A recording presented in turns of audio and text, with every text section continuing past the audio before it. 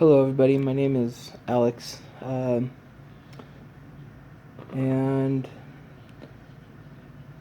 the title of this video is probably going to be something like "Glad to be here, 2017." I'm usually a really outgoing person, but I never film myself doing anything. I never, uh,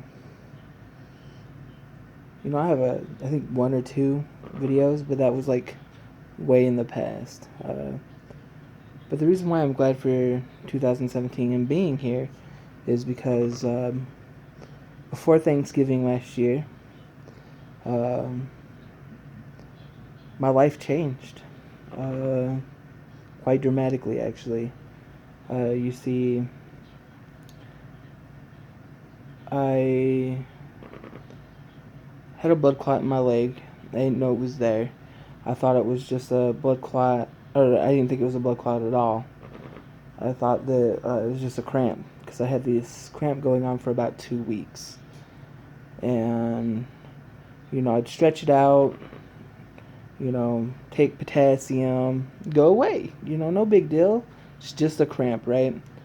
But again, it was 2 weeks, and then one day I was walking from the bathroom into the living room, and I just felt like I wasn't getting a whole lot of air in my lungs.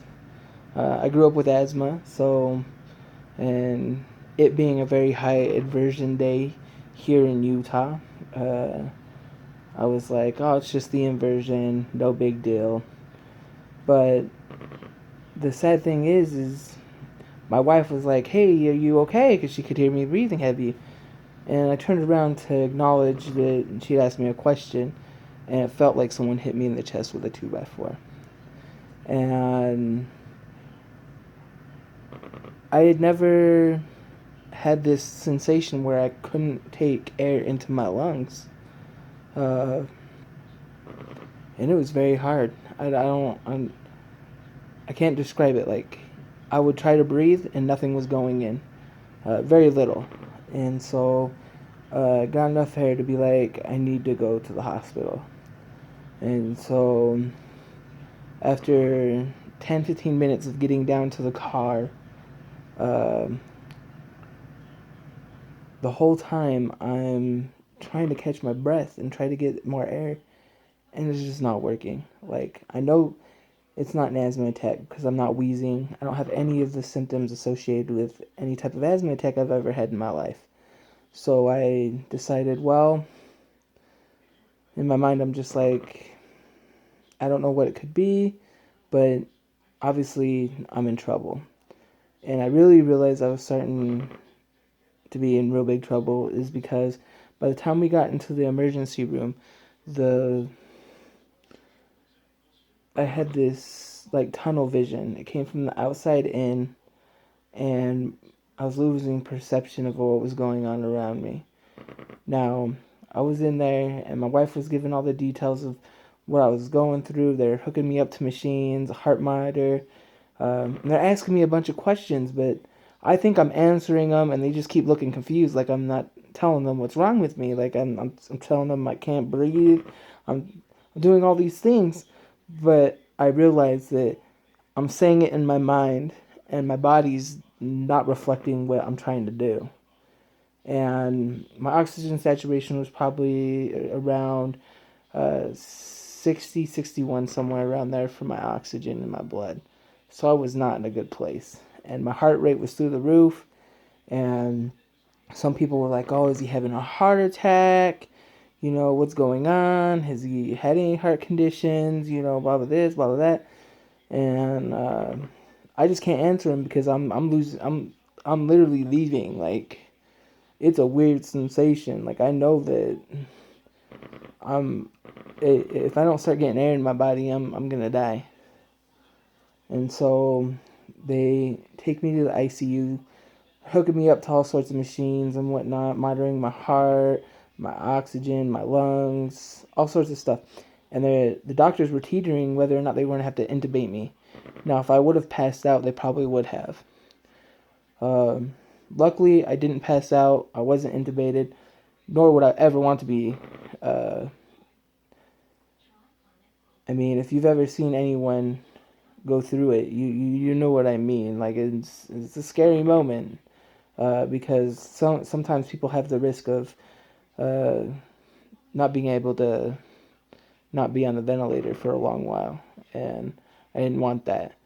So my wife calls, of course, my parents, my grandparents eventually find out, and so here I have my wife, my mom, my dad, and my grandparents from my mom's side, and my grandpa and grandma, they're no spring chickens. Like my grandpa's 97, my grandma's like 94, 95, and um, come and visit me in the hospital, and I'm starting to do a little better. I was getting oxygen being forced down into my lungs, so I was at least lucid, and that's when they told me that I do have a blood clot in my leg, and part of that blood clot broke off and lodged inside my lung.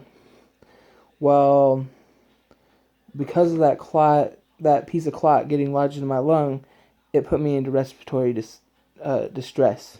So I basically I couldn't get air into my lungs at all, and they did some other tests and found out that you have a heart murmur, and so your heart is having a really bad uh, reaction to the trauma that your body's taking from going to respiratory distress. So I had a really high rhythm in my heart, and so it was just beating really, really, really fast, just. And they're trying to get that to calm down because if it stays too long, I could have a heart attack. Well, they told me that I had two options. I could take a clot buster, which would break up the clot in my lung, or I could try to uh, let it go naturally. And they said, hey, it's a huge decision. We can't tell you that, oh, it's going to cure you. It's not. What we can tell you is uh, if you don't do anything, you could die. If you do the clot buster, it might not work and you can die. And so, not very optimistic about being told in front of your family that you're going to die. I mean, here's my grandparents, my wife, my parents, and we're all just like, oh, I could die. Like, if that doesn't hit you in the forehead, nothing will. Like, total shock, right? I'm only 30 years old. I wasn't even 30 then, you know. My birthday's in December, so, I mean, it's coming up. My 30th birthday is coming up. Well, I took the clot buster after having a family prayer. And my grandpa offered that family prayer. And I think it's the first time that a family prayer affected me so much where I knew what I needed to do. And I decided to take that clot buster. And after about 4 or 5 hours, I was feeling really, really great. Like, good as could be. I was talking, cracking jokes, being my usual self. But then the Sunday after all this had happened, I had friends and family, other family coming over, my little brother, my little sister, my niece. We're all chilling in the room, and the only way I can describe it is someone took a freshly lit match and stuck it underneath my calf, because that's where the blood clot was. And I felt my leg was on fire. Like the most intense, fiery burn I've ever felt in my life. Like it felt like my leg was dipped into a hot fryer. And I was super scared. Called the nurse came in, doctors came in, and that's when they said that I have compartment syndrome. And that's where the pressure in your leg is built up so much that it's reached its capacity. And by this time, my leg is huge. Like, it's like 3, 4 times the size it normally is. And so, they're like, now we're trying to find a pulse. We're going to have to bring an ultrasound to find a good pulse on you because we can't get a pulse through a Doppler, which is just this little thing. It's like a little... It just, you can hear the blood flowing through the vessels. And I was just like, okay. So they brought the ultrasound in, and come to find out, oh, I don't have any blood flow in my leg. And so they're searching up and down my leg, and they find another piece of the clot had broken off, gone through my heart. So this is the second time that a piece of blood clot went through my heart. But this time it went through a murmur in my heart. And that's why my heart was beating so fast, because of that murmur. So it went past through the murmur to the arterial side of the heart. Luckily, it went down instead of went up. Because if it went up, I wouldn't be here. It went down and got lodged in my femoral artery. Now, for the second time in 1 week, the doctors told me, you could die. We're going to take you into surgery. You could die in surgery. You could die because any complications may come up. And you might lose your leg. Again, not super optimistic, but it's an emergency situation. I put my signature on those papers. I went down. And I remember the last thing I told the surgeons is, if you have to take my leg to save my life, you better take that leg. Because I'd rather live and not have a leg than die and not be here. I'm freaking just almost 30. Like, I still have plenty of life to live. Well, I'm doing a lot better. I'll talk about compartment syndrome in another video and some other things, but, you know, initially I am just glad to be here. I was able to be home, have Thanksgiving with my family, have Christmas with my family, and through all this, family is the one thing that became important, that I really realized that was important to me, is the fact that I love my family, and I know my family loves me. And I'm glad I'm here and to enjoy the blessings of still being here on this earth and hanging out with my family. And, you know, I just hope this video will help at least one person understand that, you know, life is rough. Life does throw curveballs at you. Life can be a drag. But we need to be positive during our trials. We need to look at them and be like, hey, what can I learn from this? And move forward. And I'm going to make some videos because I want to be accountable to myself, because I also was diagnosed with diabetes, so that's a huge life change for me as well. My diet's a life change. Everything about my life right now is going through a bunch of changes. And the one thing I want people to see from these videos is the fact that there's hope. And hope's always going to be there if you stay positive. If you're positive, you'll always have hope. And I just want everyone to remember that you just need to be you. Just be yourself and be happy.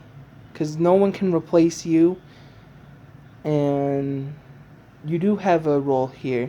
You do have a purpose. You might not know what your purpose is, but if you didn't have a purpose, you wouldn't be here.